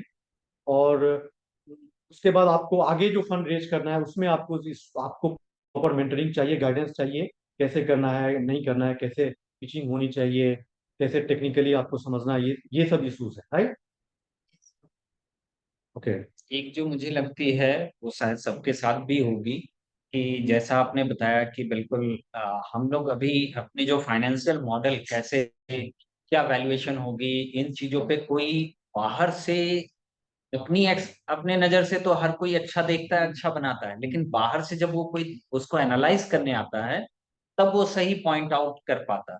राइट राइट तो वो अभी तक क्या किसी का ऐसा नहीं point हुआ। होना चाहिए कि देखिए हमारे को ये फाइनेंशियल मॉडल की क्या होना चाहिए, मुझे वो तो बहुत मुझे लगता है कि सबका प्रॉब्लम हमारा सब ऑलमोस्ट कोई, सब लोग अपने अपने मॉडल को अपने तरीके से देखे होंगे, बाहर से कोई नहीं देखा है कि हाँ भाई आपका मॉडल ये है, तो इसमें कैसे क्वेश्चनिंग आंसरिंग ये चीजें भी नहीं हुई है कि कैसे आप किस लेवल पे जाओगे, या इसकी एक्सपेक्टेशन। हमने मॉडल हर हर स्टार्टअप अपना मॉडल बेस्ट बनाता है, और उसके बाद उसको जज करना वो तो सामने वाले के लिए कितना फिजिबल होगा, हम तो सोच रहे हैं कि ये आपके लिए बहुत अच्छा है, लेकिन आपको लग रहा है कि नहीं, वो तो बाहर वाले बताएंगे। तो ये एनालिसिस करने के लिए कोई बाहर से अभी हमारे इसको कोई नहीं एनालाइज किया है। Actually, what people really fortunately, we are very fortunate that we got the interaction with the top management in startup. And what we have learned from the so far as the teacher, the kind of teacher, which was taught by Mr. Usman Sinha, who is one of the academic person, the angel investor from California. He told us that we need to create the three kind of teacher. One is the email teacher. Second is the teach for people. Can you keep this session focused right now rather than going into pitching? Because so definitely we welcome all those ideas. आप आराम से बात कर सकते हैं उसमें तो।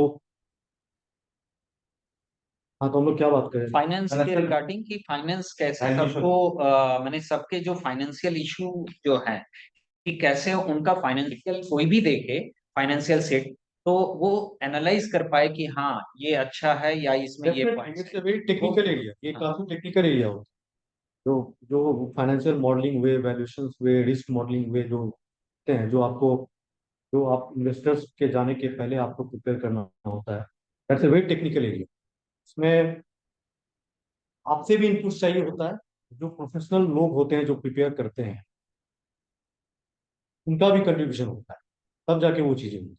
तो that's what I am saying, I am looking at कि आपको उनमें भी उसमें प्रॉपर गाइडेंस और मेंटरिंग रिक्वायर्ड है, 100% सबको रिक्वायर्ड है ये। क्योंकि देखिए रेजिंग फंड, मैं आपको पहले भी, let me clear this point, कि जितनी जरूरत आपको फंड की है ना, किसी भी स्टार्टअप को होती है, उतनी ही जरूरत इन्वेस्टर्स को भी इन्वेस्ट करने की।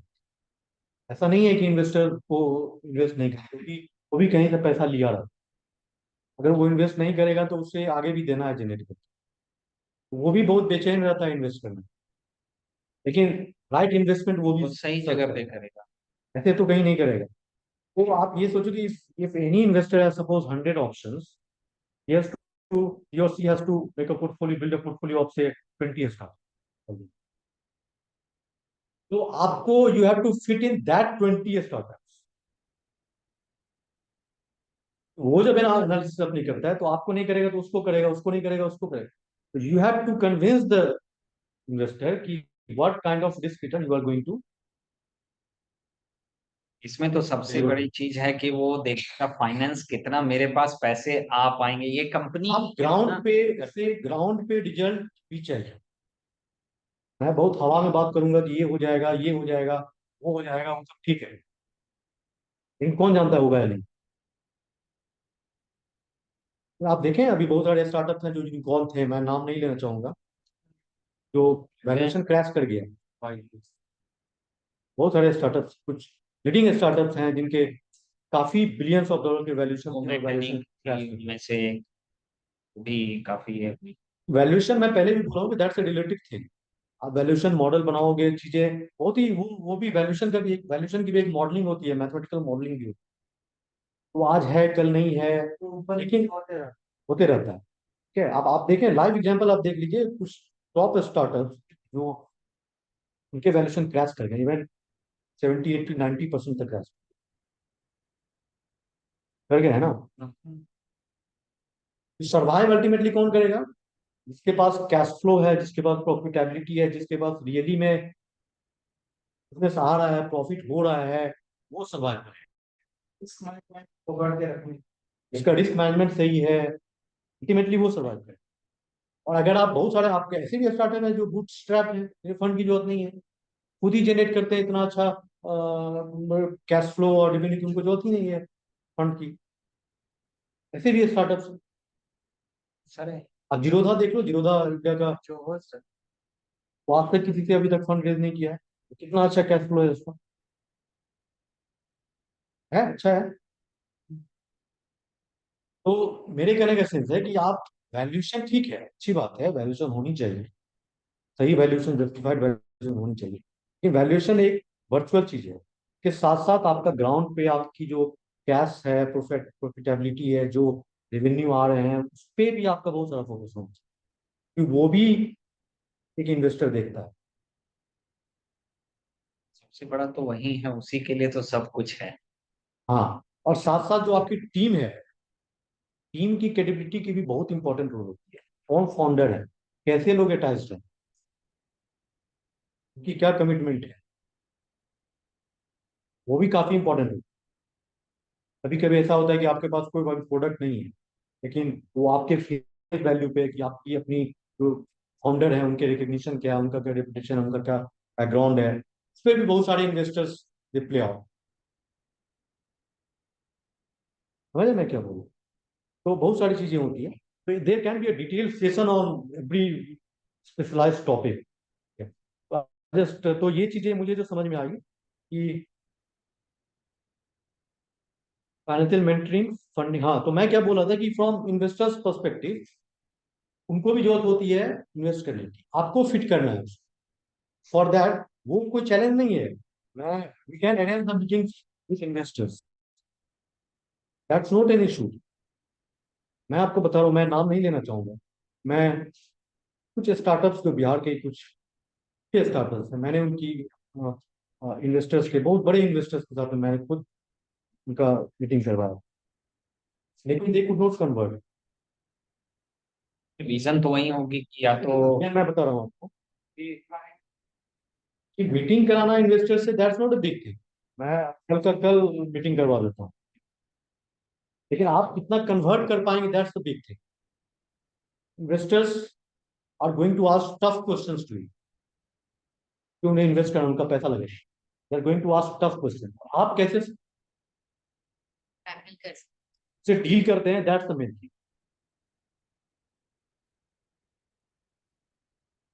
तो that's the point. So point is that you have to be prepared, you have to be groomed, you have to be, you have to understand the financial technicalities, business models and everything.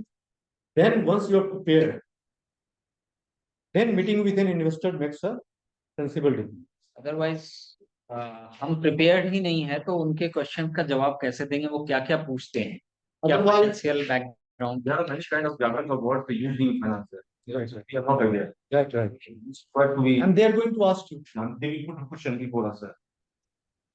आपसे पूछ सकते हैं कि आपका model जो बनाया है वो बताइए मुझे, आप कैसे प्रोजेक्शन मॉडल बना, 4 साल में ये हो जाएगा, 1 साल में, 2 साल में क्या हो गया, वैल्यूएशन बनाया, क्या क्या, कैसे आपने वैल्यूएशन को आप जस्टिफाई करेंगे, what many technical questions can be asked. हैं।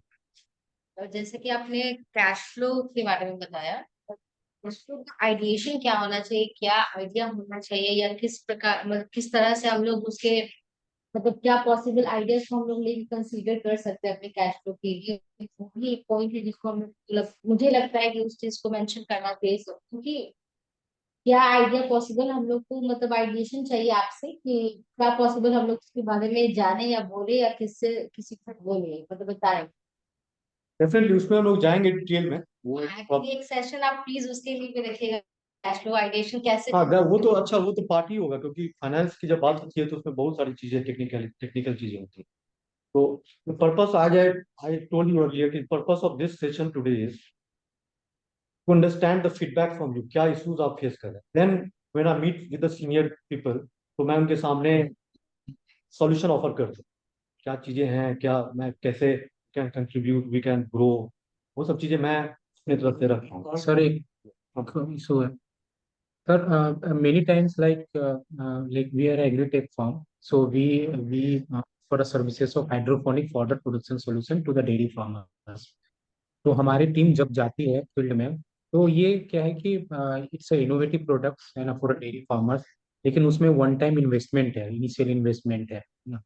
तो ऐसा होता है कि वो चाहते हैं कि आपके ये प्रोडक्ट्स को ईएमआई में हम लोग ले सके, लेकिन अभी तक मतलब हमारे फाइनेंस में कोई वैसा टाई अप नहीं है जहां से हम इस प्रोडक्ट के लिए फार्मर्स को फाइनेंस करवा सके या डेयरी फार्मर्स को फाइनेंस करवा सके. अगर कुछ डिपार्टमेंट की तरफ से ऐसा होता है कि they onboard such finance companies and banks, जहां आपके प्रोडक्ट्स के लिए जो है कि ये फाइनेंसिंग सॉल्यूशंस वो प्रोवाइड कर सके, तो then it will be very good for us. Financing solution आप चाहते हैं, जगह एनबीएफसी हैं या फिर बैंक हैं, बैंक से, हाँ.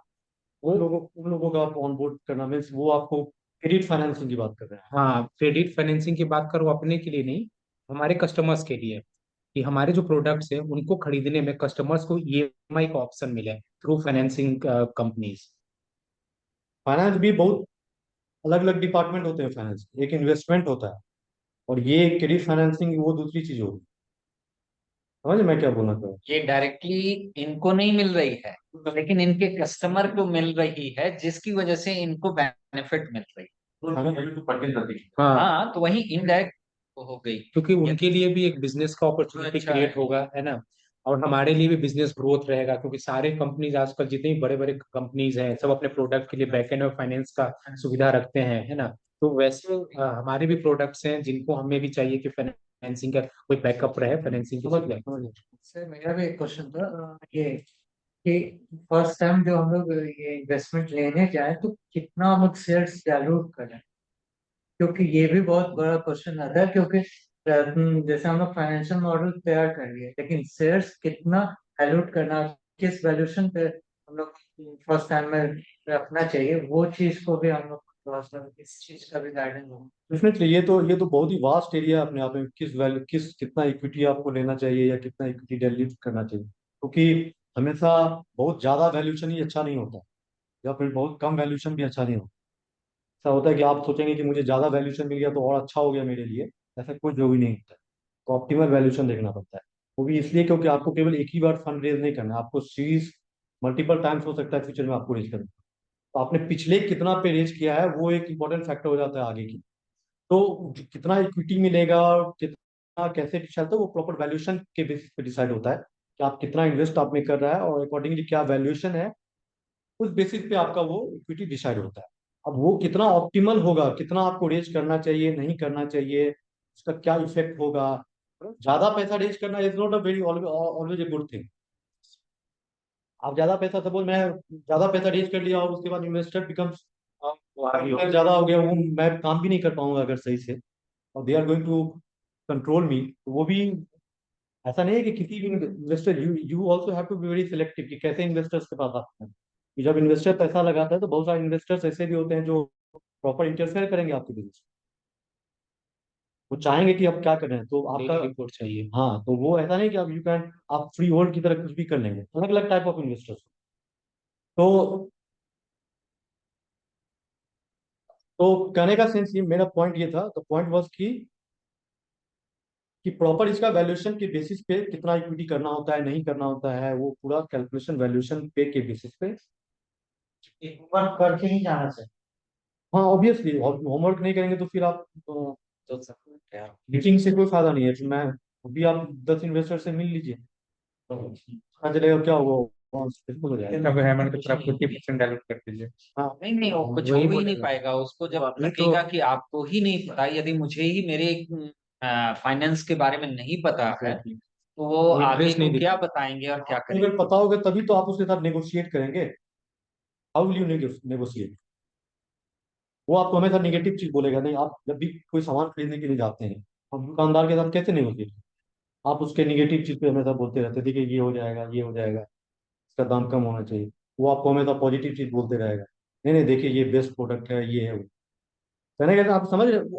आप ट्राई टू अंडरस्टैंड कि कैसे चीजें होती, कैसे नेगोशिएशन होती. आपको अपने आप तरफ से दिखाना कि नहीं नहीं ये अच्छी है, जो हम ज्यादा देर आपको पॉजिटिव चीज पे फोकस करना है और साथ साथ अपने निगेटिव चीज को भी बैलेंस करके करना है। ठीक है, आपको अपने पॉजिटिव चीज पे ज्यादा फोकस करना है। और जो जो इन्वेस्टर होगा वो पॉजिटिव, उसके दिमाग में है पॉजिटिव, लेकिन वो सामने बोलेगा नहीं आपको, वो समझ रहा है पहले, लेकिन बार बार उसको कम करने के लिए आपके निगेटिव साइड पे फोकस करेगा कि आपने देखिए ये इशू है, इतना तो मुझे वो और भी प्रोडक्ट है, क्या है, मैं आपने क्यों करूँ, उससे के बाद लॉट ऑफ थिंग्स आर, समझे मैं क्या बोलना चाहूँ। It's a game, valuation game है पूरा। जब आप नेगोशिएट करने जाते हैं तो बहुत सारा गेम चलता है उसकी, मल्टीपल राउंड सब। आप बोलेगा ये होगा, बोलेगा नहीं होगा, आप बोलेगा 100 करोड़, बोलेगा नहीं 50 करोड़, आप बोलेगा इतना परसेंट इक्विटी, इतना परसेंट इक्विटी, बहुत सारी चीजें होंगी।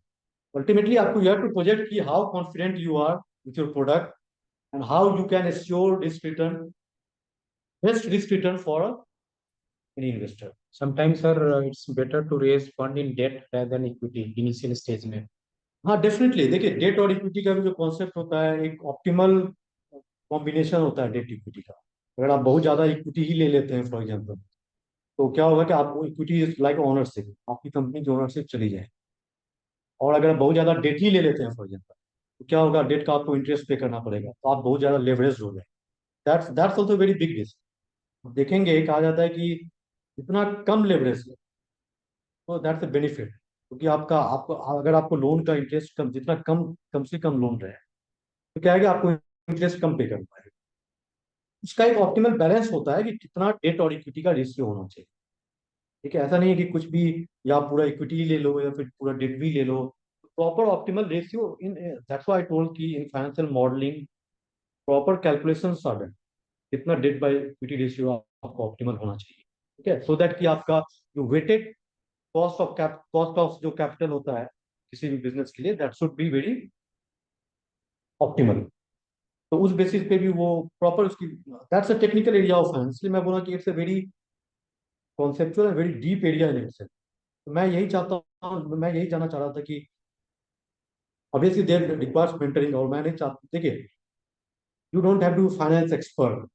फाइनेंस ऐसा नहीं है कि आप सपोज आप बन नहीं ये है सकते। तो आप फाइनेंस एक्सपर्ट हो जाएंगे, ऐसा वो बात नहीं है। ठीक है, डेफिनेटली प्रोफेशनल्स होते हैं जो आपके आपके जो फाइनेंशियल, जो आपके फाइनेंशियल एक्सपर्ट्स होंगे जिनको आपने हायर किया है या फिर जो आपके टीम में होंगे, उनकी ड्यूटी होती है कि वो कैसे आपसे इनपुट लेकर के प्रॉपर चीजें बनाए। You just have to understand the basic चीज कि आपको कोई फूल ना कर सके, आपको कोई घुमा नहीं सके। You have to just understand the conceptual understanding, conceptual overview आपका क्लियर होना चाहिए। ठीक है, देन टेक्निकल थिंग्स तो वो सीए सीएफए का जो भी है या फिर जो भी एक्सपर्ट्स हैं वो करते हैं, जो वैल चीजों को, समझे मैं क्या बोलूँ। क्योंकि जो आपका आपकी कंपनी है तो आपको जो एक नेचुरल कमिटमेंट है तो वो तो आपकी तरफ से आएगा, वो तो केवल मॉडल आप जैसा बोलेंगे वैसा वो बना दे। तो इनपुट केवल फिल करेंगे। कंपनी के वैल्यूएशन कैलकुलेट करने के लिए सीए काफी चार्ज करते हैं, मतलब इट्स लेंदी प्रोसेस होता है कि वैल्यूएशन कैसे निकालना जाए, है ना। तो अगर ऐसा कोई जैसे एक स्टेज पर अगर ऐसा फैसिलिटी मिले कि डिपार्टमेंट की तरफ से कुछ एक्सपर्ट को फैसिलिटेट किया गया है कि you can take the help from them to take a valuation of the company, calculate the valuation of the company, तो वो सर एक सपोर्ट सिस्टम डिपार्टमेंट की तरफ से आपको अभी प्रोवाइड किया जा रहा है वैल्यूएशन का, क्या जा रहा है, मैं जब पूछ रहा हूँ नहीं नहीं नहीं वैल्यूएशन का ऐसा कुछ लिए नहीं, लिए सर। सर फाइनेंस वाला please try to financing for धीरे धीरे होगा। गवर्नमेंट भी बहुत बहुत अच्छे तरीके से ट्राई कर रही है कि चीजें, अब ये तो नेसेंट स्टेज में थोड़ा तो टाइम लगेगा। Sir, can initial I stage add में one आप thing? Sir, this is Priya Gupta from Mano India. So you can add that any draft like of thing that can be helpful for any of the startup like financial drafts, any kind of thing like that would be a unique thing like every startup has to do in the financial growth or for 1 year plan. So If what there exactly should I, sorry please come, what exactly should I tell you? Sir, I know Hello. that, yeah, you were discussing about the problems and everything. If there is any draft, means like draft like product or anything, a presentation is like that, that we have to fit into that, that this financial statement should be there, or because we are having so much problem in auditing and all the things, like sir has told. So if there is like anything, made previously, can be shared, will be good for us. Sure. So that's why, see, this is the very introduction session for today. We just wanted to understand through interaction that what exactly are the problems, and then subsequently there will be many specialized programs on different aspects of finance. And then definitely PPT or draft and everything will be shared. So please don't worry for that. Definitely we'll do it from our side. And it will be very so there will be series of sessions on everything, whatever auditing, financial balance sheet and everything. So this is just an introduction session today to understand that what exactly are the issues. I hope I'm able to clear. Yes, sir. Thank you. So any online attendees, any question? There is one question: what percentage increase would signify that the startup is on the right track? Sorry, What percentage increase would signify that the startup is on the right track? what percentage? What percentage increase? Increase of revenue. What percentage? I'm not telling Signify the percentage of what? revenue. Valuation. Done seeing. Should profit, I think profit. So this is a technical problem he is asking. Okay. Sales percentage, I think. Since you see, there is no absolute figures. Okay, because there is no absolute figure that this is always going to be optimal. For example, if I talk about say valuation ratio or profitability ratio or say book value ratio, or any financial ratio. So it's not absolute that this particular ratio is going to be fit for all the across the industry and across over the time. So these things are very dynamic, and these are calculated on the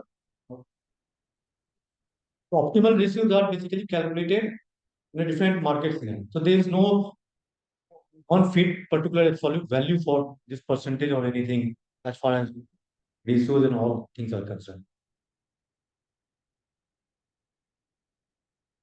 Any other question? Sir Yeah. इसका आपने बोला कि portfolio of new ideas होना चाहिए, तो हमारे पास दो example है। एक तरफ है Adani Ambani Tata and Elon Musk का, जिनकी सभी बिजनेसेस जो है वो अलग अलग डोमेन में है, इनका जितना भी बिजनेस वो करते हैं। और दूसरी तरफ है हमारे पास गूगल एंड मेटा, इनका क्या है, जितना बिजनेस है वो एक ही डोमेन में है, वर्टिकल। तो कोई अगर नया स्टार्टअप है उनको करना चाहता है, उसके लिए कौन सा मॉडल सही है? देखिए, वो अपने अपने एक्सपर्टीज पे डिपेंड करता है। अगर आपका जो एरिया ऑफ एक्सपर्टीज है आप उसमें ही अपने स्टार्टअप को ले जाए। ऐसा नहीं कि आपका एक्सपर्टीज मेडिकल फील्ड में है और आप रिटेल ई कॉमर्स में चले गए, तो दैट डजंट मीन डाइवर्सिफिकेशन। अगर कोई भी कंपनी कर रही है तो एक्सपर्टीज है का ये कहने का सेंस है कि इट्स नॉट दैट आप 4 कंपनी खोलिए, that's not always the point of diversification. Diversification भी एक कॉन्टेक्चुअली और रिलेटिवली आपको फिगर आउट करना पड़ेगा। जैसे आप अपने लाइन में, for example you are into IT services और से फॉर एग्जांपल एग्रीकल्चर, आप अपने लाइन में ही नए नए एक्सपेरिमेंट कीजिए, नए नए आइडियाज को ये कीजिए। ऐसा नहीं मैं बोल रहा हूँ कि आप यहाँ पे मेडिकल का एक स्टार्टअप खोल लीजिए और एक जाके एग्रीकल्चर का, नहीं, आप अपने एरिया ऑफ एक्सपर्टीज में कीजिए। उनका एक्सपर्टीज अलग अलग चीज में, वो अलग अलग डोमेन में फील्ड्स में वर्क करते हैं। I hope you are getting. So there is nothing to be confused. If you have to, point was you have to experiment your ideas in your own area of expertise. Got it? What I am trying to say, and it's quite relative कि आपका personal expertise किस domain में है. If you have expertise in 10 things, try 10 things. But if your expertise in any niche area, then within that niche also you can try on different kind of new ideas, innovative ideas. You can take multiple examples from different companies, how they are. Google को ही देखो आप, Google अपने ही line में कितना experiment करते रहता है अलग अलग चीजों के साथ, अलग अलग प्रोडक्ट्स के साथ। व्हाट्सएप भी, व्हाट्सएप बिजनेस लिया है, बिजनेस मैं एडवर्टीजमेंट लिया, एडवर्टीजमेंट में आपको services Right, right. Loans, some loans, credit loans, finance, etc. You will find. More people, you have to innovate new ideas, new services, new products within your area. Okay.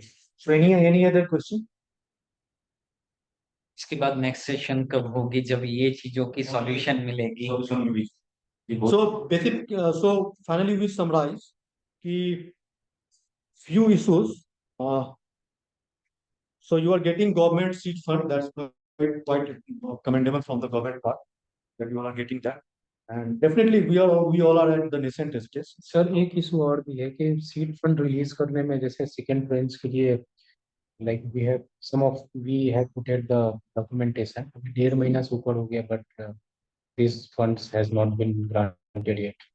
तो ये एक issues है sir कि fund release का जो delay होता है, delay in fund release है ना। हाँ, अभी तक आप लोगों का इक्विटी फंडिंग ऐसा नहीं है, मीन्स आप अभी गवर्नमेंट का की जो सीड फंडिंग है और जो अपना आपका है उसके बेसिस पे आप। ओके,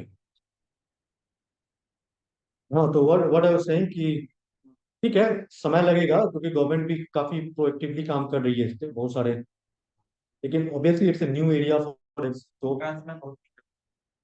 हाँ सॉरी सेकंड ट्रांस में सर स्टार्टअप ब्याज में थोड़ा सा दिक्कत आ रहा है वैल्यूएट वगैरह करने में। नहीं ठीक है तो फ्यू पॉइंट्स हुए कि आपको फाइनेंशियल में मेंटरशिप चाहिए, गाइडेंस चाहिए। उसके बाद फिर आपको जब पिचिंग हो गया, बिजनेस मॉडल हो गया, इन चीज़ों का आपको प्रॉपर एक ओवरव्यू चाहिए। देन उसके बाद फिर फंडिंग कैसे की जाती है उसकी भी ट्रेनिंग होती है। Then you have to meet up with investors and all those things, those issues you all are right. Then valuation, financial modelling, valuation experts. के बाद आपका क्रेडिट फाइनेंस का था। हाँ, फाइनेंसिंग अपॉर्चुनिटी फॉर फार्म मतलब customers, ये सभी जगह Financial- बेनिफिशियल होंगे, ऑल सेक्टर में, सारे सेक्टर सारे से चाहे किसी का भी सेक्टर हो, इसी का भी के स्टार्टअप को ये, क्योंकि वो तो स्टार्टअप को दे नहीं रहे हैं, वो दे रहे हैं उनके, वैसे भी वो देखेंगे उनके जो कस्टमर हैं उनकी क्रेडिटेबिलिटी वो चेक करेंगे, देन उनको फाइनेंस करेंगे। तो वो तो वैसे आज भी करते हैं सबको, लेकिन थ्रू यदि हमें हमें वो बेनिफिट इन सबको मिल जाए तो इनके प्रोडक्ट्स भी उसमें ऐड हो जाएंगे। जैसे आज बजाज फाइनेंस वाले जाए कोई टीवी लेने के लिए तो वो लोग फाइनेंस कर देते, बट एक्चुअली कोई दुकान वाला नहीं कर रहा है, वो तो बजाज फाइनेंस कर रहे हैं, वो वहां बैठा हुआ है, वो कर दिया। वैसे ही हमारे प्रोडक्ट्स जो हैं, जो उस टाइप के कस्टमर के यूज के लिए, उनको यदि ये फाइनेंस यहाँ से दे दे तो कस्टमर के लिए भी बेनिफिशियल हो जाएगा और हमारे लिए बेनिफिशियल ग्रोथ सेक्टर बढ़ जाएगी। आज एग्जाम्पल के लिए बोल रहा हूँ, एक आदित्य विजन है, उसके यहाँ कोई भी जाता है तो हाँ चलो ये फाइनेंस हो जाएगी, वो कहता है हम दे देंगे 0 पे 000, लोग तो वहां पहुंचेंगे इंस्टेड ऑफ की जो दूसरे दुकान वाले हैं वो कहते हैं कि नहीं आपका फाइनेंस अच्छा, इतना चार्जेस ये लगेगा, अच्छा हम करवाएंगे, ये करेंगे। वो डायरेक्ट उनके साथ टाई अप किया हुआ है तो कोई दिक्कत नहीं है, इजिली हो जाती है। तो वो बेनिफिट यदि इनके साथ हो जाए, मेरे साथ या सबके साथ हो जाए तो हमें भी इजी हो जाएगा। इनका प्रोडक्ट परचेज करना है, ठीक है, इनका प्रोडक्ट परचेज करना है तो हम आपको फाइनेंस भी दिला देंगे। 0% इंटरेस्ट होता नहीं है 0%, बट वो तो वेग है, बट उसमें बेनिफिट। तो वैसे फाइनेंस ये कंपनी बहुत अच्छा इनका पैनल करके सजेशन रखे, या तो CIMB या फिर बिहार इंडस्ट्री डिपार्टमेंट इम्पैनल करके रखे, भाई ये बैंक हमारे साथ इम्पैनल है, ये NBFC हमारे साथ इम्पैनल है, जो आपके प्रोडक्ट पर देख सकती है, फाइनेंसिंग की सुविधा दे सकती है कस्टमर्स को। ये काफी बेनिफिशियल होगा सारे स्टार्टअप्स के लिए। आप चाहते हैं कि NBFC और बैंक्स हाँ, ये सब इम्पैनल्ड हो। Financing is not very new. When I was with the Napar Cement, वो तो काफी सालों से चल रही है, अभी भी चल रही है, बट सिर्फ ये स्टार्टअप में आकर के नहीं है। यदि वो करता है तो एक आइडिया है, और देने वाले हैं वो तो जिसको दे रहा है वो तो फाइनेंस वो सब कुछ देख लेगा। मैं समझ गया बट ये हमारे लिए बहुत बेनिफिशियल हो जाएगी। हमारा जो फाइनेंस के लिए कस्टमर हमसे बार्गेन करता है, उसमें हम बहुत इजीली उनको ला दोनों सकते के लिए हैं। विन विन सिचुएशन, उनको भी चाहिए अपना बिजनेस ग्रोथ के लिए फाइनेंसिंग वो करेंगे, है ना, इम्पैनल्ड है, और हम लोग के को भी जरूरत है। दोनों के लिए विन विन सिचुएशन। अभी मैं अपने प्रोडक्ट के लिए मैं फाइनेंसर खोजने जा रहा हूँ, तो फाइनेंस कर सके, ईएमआई के लिए ऑप्शन दे सके कस्टमर्स को, वो सर बहुत मुश्किल से मिल ही नहीं रही है। रिस्पॉन्स अच्छा नहीं आ रहा है। लेकिन अगर ये डिपार्टमेंट में इम्पैनल्ड होते हैं तो डायरेक्ट उन्हीं के पास जाते हैं, हम अपने प्रोडक्ट के बारे में समझाते हैं, उसकी इनोवेटिवनेस के बारे में समझाते हैं, कस्टमर सेगमेंट के बारे में समझाते हैं, तो वो आसानी से हमारे लिए एक प्लेटफॉर्म बन सकता था। नहीं, ठीक है, मैं समझ गया आपके पॉइंट्स, मैंने सारे लिख लिए। देन विल डिस्कस कि how things can be sorted out. लेकिन एक ओवरव्यू, मैंने पहले ही बोला कि इस पे हर टॉपिक पे एक डिटेल सेशन हो सकता होगा। हाँ, हो सकता है। लेकिन आपको एक ओवरव्यू आइडिया तो समझ में आ गया ना, कैसे क्यों रिस्क कैसे इंपॉर्टेंट होता है, क्यों इंपॉर्टेंट होता है स्टार्टअप्स के लिए, आपके फाइनेंस में क्या क्या टेक्निकलिटीज, क्या क्या चीजें होती है। एक ओवरव्यू तो आपको एक आइडिया लगा या नहीं लगा कैसे चीजें क्या होती है, क्योंकि टेक्निकली तो हम बाद में बात होगी सेकेंड स्टेज पे। लेकिन एक जनरल कॉन्सेप्ट क्लियर होना चाहिए कि कैसे आपको रिस्क देखना है, कैसे रिस्क मैनेज करना है, कैसे आपको एक्सपेरिमेंट करना है, क्योंकि सबसे ज्यादा स्टार्टअप में रिस्क मैनेजमेंट का इंपॉर्टेंट है। रिस्क ही सब चीज है। अगर आप रिस्क, मैं यही बोला कि मैं एक बार और समराइज कर देता हूँ ये कि देखिए, जो रियल वर्ल्ड हम लोग रह रहे हैं ना, काफी कॉम्प्लेक्स है, काफी अनप्रिडिक्टेबल भी रहता है बहुत सारी चीजों। प्रिडिक्टेबल भी है, बहुत सारी चीज प्रिडिक्टेबल भी होती है, लेकिन बहुत ऐसी चीजें होती है जो अनप्रिडिक्टेबल भी होती है। तो पता नहीं कल क्या होगा, फिर या फिर कोई नहीं जानता था कि आज से 20 साल पहले 2000 में आप सोचते थे कि चैट जीपीटी आ जाएगी और ये हम जोमेटो चलेगा और उबर चलेगा, कोई कोई इमेजिन नहीं करता। परमिशन देंगे, जैसे फेसबुक ही है, यदि फेसबुक पिच करता, हमारे सामने भी पिच करता या किसी के सामने भी पिच करता, और ये बताता कि इसमें से आप फोटो देख सकते हैं, अपने फ्रेंड से बात कर सकते हैं, इसमें मिल सकते हैं, इस पे आप 1 करोड़ रुपया लगाइए, तो हम बोलते हैं इसके लिए इसमें मुझे क्या मिलेगा। तो वही है बिल्कुल आप सही। कि things are changing quite fast, dynamically. आपको फिगर आउट करना है कि जो आप स्टार्टअप कर रहे हैं, आपको ट्रेंड समझ में आना चाहिए कि मार्केट का ट्रेंड क्या हो रहा है। You getting what I am trying to say? Market में क्या ट्रेंड चल रहा है, किस चीज का फ्यूचर ट्रेंड होने वाला है, जो पहले समझ लिया इस चीजों की प्रोबेबिलिटी ऑफ सक्सेस ज्यादा होगी। You have to understand the trend, क्या ट्रेंड चल रहा है, कौन सा ट्रेंड।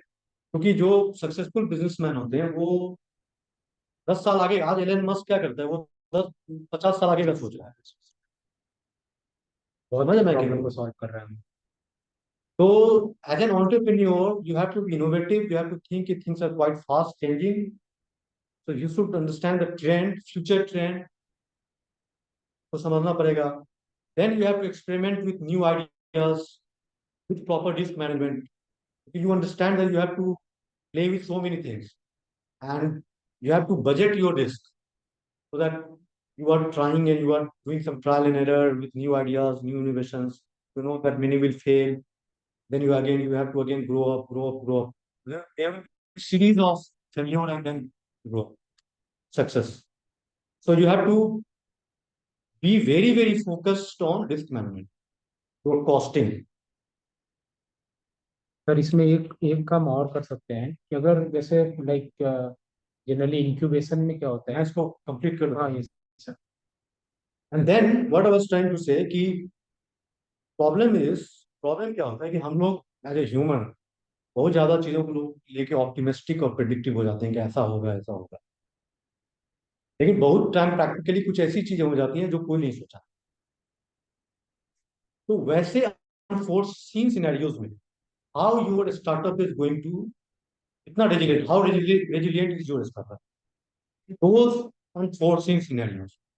बैंकिंग में स्ट्रेस टेस्टिंग होती है। उसमें क्या होता है, जो रेगुलेटर्स होते हैं ना, वो आपको बोलेंगे कि स्ट्रेस टेस्टिंग होता है कि अलग अलग सिनेरियो में आप करके दिखाओ कि अगर ऐसा कुछ हो गया तो आप कितने प्रूडेंट हैं, आपका बेनिफिट कितना स्ट्रांग है। वैसे आपके स्टार्टअप को भी आपको स्ट्रेस टेस्टिंग करनी है। अगर कुछ अनफोर्सिन हो गया, ये हो गया, सपोज कुछ रेगुलेशन चेंज हो गया या फिर कुछ प्रोडक्ट में कुछ ऐसा इशू हो गया या फिर ट्रेंड चेंज हो गया, तो आप क्या कहाँ सिस्टम है, आप कितने रेजिलियंट, प्रॉपर रिस्क मैनेजमेंट करना होता है। और अगर आप रिस्क मैनेजमेंट अच्छी तरीके से करोगे, your good part of job is done. मजे में क्या बोल, 90% या good number of startup fail because of proper risk management. बहुत अच्छा बिजनेस आइडिया है, हर चीज है, अच्छी टीम है, हर चीज है, तब भी वो फेल कर। बहुत ऐसे भी स्टार्टअप थे जिनके पास ब्रिलियंट बिजनेस आइडिया, बहुत अच्छे लोग भी हैं, फंडिंग भी है, तब भी फेल कर जाता, क्योंकि रिस्क मैनेजमेंट नहीं है। Are you getting what I'm saying? तो first priority is risk management. अगर आपका रिस्क सही है, आप देखिए, we have to be optimistic, चीजें अच्छी होंगी, but at the same time you have to be prepared for the worst scenarios. अगर चीजें हमारे अगेंस्ट में चली गई, then how resilient, how robust we are, how anti fragile we are, समझना चाहिए। तो दैट द की थिंग। अगर वो चीज आपका सही है, तो जो सक्सेसफुल स्टार्टअप इसलिए नहीं होते हैं कि वो बिना फेल्योर के सक्सीड कर रहा है, वो इसलिए हो जाते हैं क्योंकि they are resilient, they know how to handle certain environment, failures and all those things। तब जाके आप ऐसा मत सोचना कि कोई स्टार्टअप आज यूनिकॉर्न हो गया या फिर कुछ भी हो गया तो वो ऑफ द ब्लू ऐसे यूनिकॉर्न। बहुत सारे फेल्योर भी, बहुत जो आपको नहीं दिखते हैं, लेकिन बहुत सारे फेल्योर्स रहते हैं। लेकिन क्या उसकी स्ट्रेटजी होती है सक्सेसफुल होने की, कि जो फेल्योर हुई है, there cost of failure in each try is minimised. Automatically अगर आप मैथमेटिक्स पढ़े हैं, मैथमेटिक्स में कॉन्वेक्सिटी होती है, you have to be convex. आपका डाउन साइड लिमिट होना चाहिए, गिरे तो फिर से उठेंगे, और अपसाइड आपका ऐसे डोमेन में होना चाहिए कि अगर वो सक्सीड कर गया तो आप बहुत ऊपर जाए। आपको अपने स्टार्टअप को ऐसे पोजीशन करना है कि आप एक कॉन्वेक्स पोजीशन में, साइड आपका ओपन रहे, डाउन साइड आपका। Understanding what I am trying to say? So this is very important, and if you are able to manage your risk, then take your risk prudently, then maximum part of your job is done. हाँ, आप बताइए क्या है? Sir, I'm saying, sir, कि like sometimes many startups face like the guidance from the expertise। ये हमें कभी-कभी lack होता है कि उस पर्टिकुलर सेक्टर में अगर कोई एक्सपर्ट एक मेंटर की तरह रहता है, जो भी जरूरत पड़ा तो वो गाइड उनसे ले सके, तो that will be good for the startups. जैसे जैसे यहाँ बहुत सारे स्टार्टअप है जो फ्रेशर्स हैं, मतलब they do not have the job experience, है ना। उनके ऑफ्टन टाइम दे फील कि यार स्टार्टअप में स्टक हो गया, they need some mentoring support.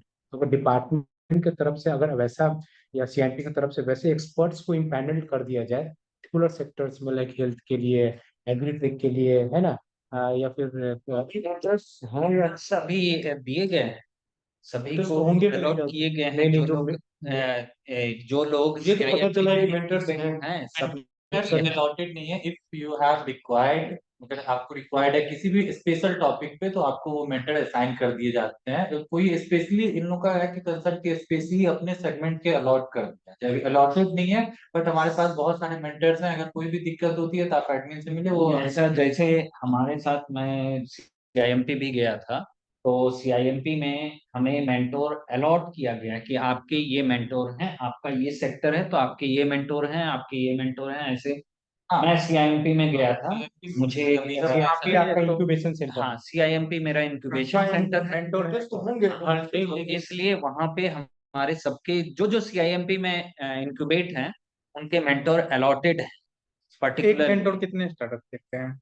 एक मेंटोर, अब वो तो लेकिन ये बता सकते उनके हैं लिए कि कि जिनको 5, 6, इंक्यूबेशन उस 10, पर्टिकुलर में मिला है। 15। जैसे we have incubation in IIT, हमारा आईआईटी में हम लोग का, ठीक है।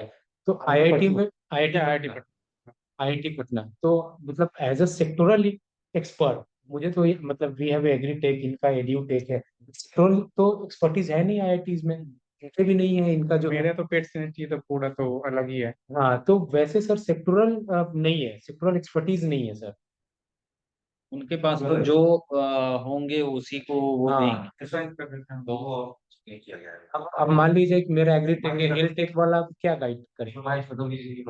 आपका हेल्थ टेक है तो हाँ, तो सेक्टोरल एक्सपर्टीज पैनल्ड होना चाहिए ताकि स्टार्टअप्स को वो एक्सपीरियंस हाँ।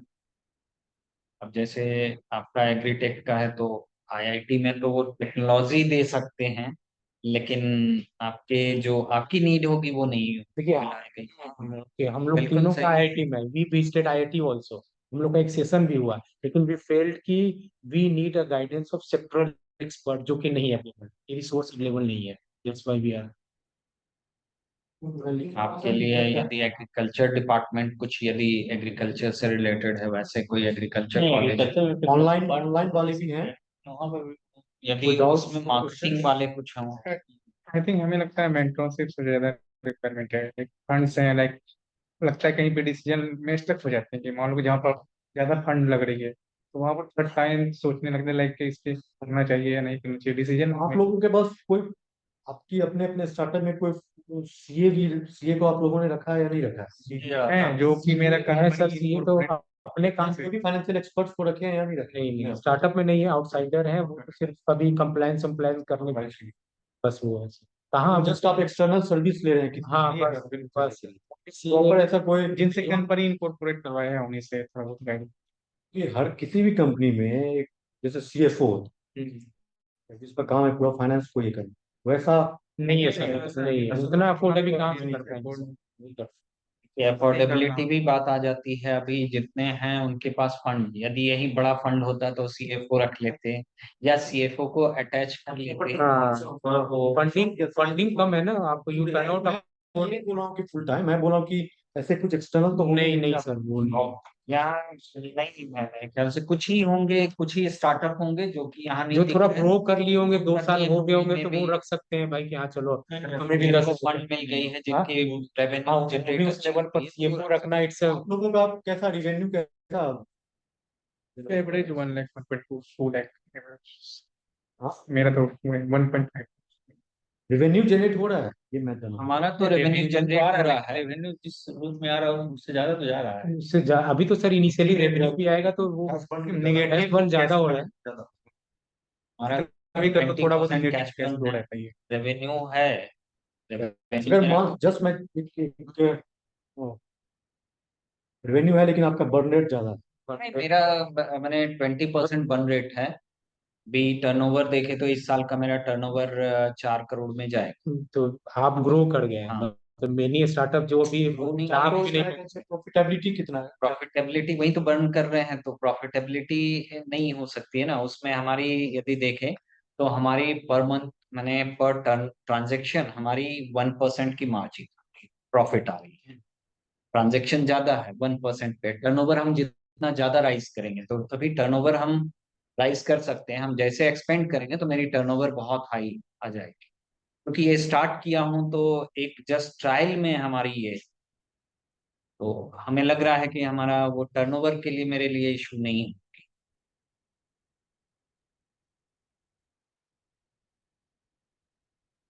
ठीक है, तो मुझे आइडिया लग गया क्या चीजें, और फिर मैं डिस्कस करता हूँ आगे, और फिर क्या सॉल्यूशन कैसे हम लोग को आगे प्रोवाइड कर सकते हैं, कैसे आगे ले जा सकते हैं। मेरा पर्पस ये था कि एंड आई होप कि you all have understood like just in basic overview what the role of risk management is, the role of finances and all those things. So I hope that would be beneficial for you.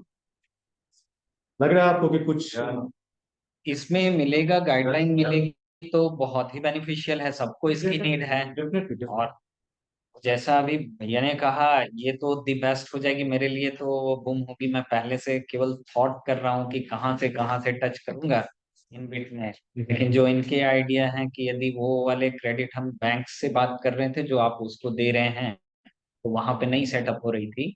But यदि ये कोई वैसे हैं finance वाले जो जिनसे lineup ही हो जाए, वो अपना देख ले यदि वो लोग भी आ जाएं कोई इस प्लेटफॉर्म पे, तो बहुत बड़ा मैंने एक, हमको लगता है कि हर स्टार्टअप में एटलीस्ट 50% स्टार्टअप जंप कर जाएगा। हमें बोलते हैं भैया को कोई दिक्कत ही नहीं आएगी। हाँ, और ये सर ये मुझे हो तो सकता है दिख रहा है कि मुझे तो बड़ा एक ये मिल जाएगा कि यदि ये हो जाए तो मेरे पार्ट में तो बहुत इजी हो मेरे जाएगा। पार्ट में भी सर बहुत मतलब I am facing this issue. और सबके लिए ये है being experience, I have the experience of 4 or 5 years कि in जितना finance. फाइनेंस हमको HDFC में मेरे इक्विटी लेने हैं दूसरे से, उसके जगह पे ये ज्यादा बेनिफिशियल है। Recently, तो कोई इक्विटी ही नहीं हाँ, वही dilute तो ऐसा है। बाहर we has joint collaboration with the PMDI, Pharmaceutical and Medical Device Bureau of India. Actually, they are offering to this kind of finance services, credit currency, financing the हाँ, Janmati Kendra in India. और जितने भी बाहर के जो startups हैं ना, सबको ये सपोर्ट सिस्टम ऑलरेडी बिल्ड रहते हैं सर, तभी तो वो ज्यादा जल्दी निकल रहे हैं। स्टार्टअप्स इन अभी बैंगलोर यदि आसानी से मिल जाते ऐसे सोच लिया जाए कि यदि एग्जाम्पल के लिए जो कि सबको दिखती है, यदि आदित्य विजन से वो फाइनेंस वाला पार्ट को हटा दिया जाए, कितने लोग टीवी खरीदेंगे? नहीं खरीदेंगे। हैं। मैं जब इतना होगा ऑब्वियसली तो उसी टाइप अच्छा से हमारा प्रोडक्ट है, आपके पास सब चीज है, लेकिन फाइनेंस एक बैकबोन, क्योंकि अल्टीमेटली आपको रिस्क रिटर्न के लिए आप करते हैं ना, कोई बिजनेस क्यों करते हैं आप?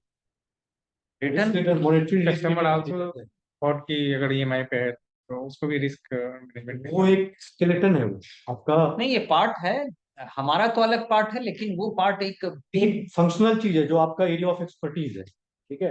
लेकिन उसको ड्राइव करने के लिए, जैसे हमारा बॉडी है तो बॉडी के साथ माइंड भी जोड़िए, दोनों चीज ड्राइव करता है। सिमिलरली आपका जो अपना एरिया है वो तो दैट इज क्वाइट इंपॉर्टेंट, जो आपका टेक्निकल अपना फंक्शनल एरिया है, जो आप प्रोडक्ट बना रहे हैं, सर्विस बना रहे हैं, लेकिन साथ साथ उसको कैरी ऑन करने के लिए फाइनेंस का बहुत बड़ा रोल है। यस। अगर फाइनेंस सही अगर आपका नहीं है तो फिर आप कितना देर तक आप चल पाएंगे, ठीक है। तो डेफिनेटली मैं समझ गया, मैं आगे डिस्कस करता हूँ कैसे हम लोग, because see I told you कि we have a world, I come from a worldwide reputed association of finance and risk. तो ऐसा नहीं है, फंड की भी ऐसा ये नहीं है कि फंड फंड वाले भी लोग भी हैं, इन्वेस्टर्स भी हैं, फाइनेंशियल एक्सपर्ट्स भी हैं, हर तरह के, एट ऑल लेवल, ठीक है। तो वो कोई इशू नहीं है, लेकिन वही है कि आप लोगों का प्रॉब्लम मैं समझ गया। अब मैं देख रहा हूँ कि इससे आगे बात करके कैसे we can zero zero down the things, ठीक है, सो दैट कि चीजें ग्रो हो। गवर्नमेंट तो बहुत अच्छा कर रही है, गवर्नमेंट भी बहुत अच्छा इनिशिएटिव है गवर्नमेंट का, जो इतना सपोर्ट कर रही है और बहुत ही प्रोएक्टिवली सब लोग काम कर रहे हैं।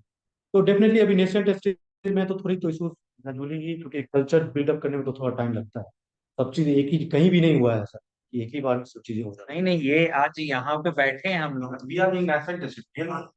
और आप यहाँ हैं, ये यही इनिशिएट यही बता रही है कि हमें कितना सपोर्ट मिल सकता। आपके होने से ही हमें जो प्रॉब्लम्स है, ये प्रॉब्लम्स का सॉल्यूशन बैठ रहे हैं, गवर्नमेंट ये सपोर्ट कर रही है। हम तो आपको खोजने नहीं गए थे, लेकिन गवर्नमेंट के माइंड में है कि इनको ये प्रॉब्लम्स है, तो आप आए। आपको मे बी की हो सकता है इससे पहले नहीं आइडिया हो कि ये स्टार्टअप, इतने स्टार्टअप यहाँ पे हैं और ऐसे डाइवर्सिफाइड काम कर रहे हैं और इतना अच्छा कर रहे हैं। यदि ये चीजें सपोर्ट मिलती रहेंगी तो बिहार डेफिनेटली पोटेंशियल, इतनी पोटेंशियलिटी है बिहार के स्टार्टअप में कि टैलेंट भी है, सब तरफ से काफी आइडियाज भी काफी स्ट्रांग है यहाँ के लोगों की, उसमें तो नो डाउट। बस जो जरूरत है इग्नाइट करने की, बस वो। लेकिन चीज है कि एक प्रॉपर गाइडेंस, एक मेंटरशिप, वो चीजें होनी थोड़ी सी काफी इंपॉर्टेंट हो जाती है। तो definitely we have to channelise, तो देखते हैं इसको हम लोग, फिर बात करते हैं और फिर कैसे इसको हम लोग ये कर सकते हैं। तो अब मुझे आइडिया लग गया कि आप लोग भी काफी मेहनत कर रहे हैं और काफी सिंसियरली कर रहे हैं, तो बहुत खुशी हुई। और लोग जरूर सक्सेसफुल रहेंगे, क्योंकि एक डेडिकेशन मैं देख पा रहा हूँ कि आप लोगों में कितना डेडिकेशन है। तो टाइम तो लगता है हर चीज में, स्टार्टआइप इतना इजी तो नहीं है, लेकिन पहुंच तो जाएगा सब, और खाते खाते कहीं ना कहीं करते आइडिया पे ऊपर पहुंच ही जाएंगे। बट थोड़ा ये है कि वो ठोकर खाने का जो ये है, वो जल्दी फास्ट हो जाएगा कि हम उसमें ठोकर खा के और जल्दी स्पीड हमारे में आ जाएगी। हाँ, ठोकर खाइए उठिए, तो वो चीज बहुत जरूरी होती है, कितना फास्ट आप कितना गिरते हैं और कितना जल्दी आप उठते हैं। तो थैंक यू, और let's conclude this session. So all the best. Thank you. Thanks for having us. Second one.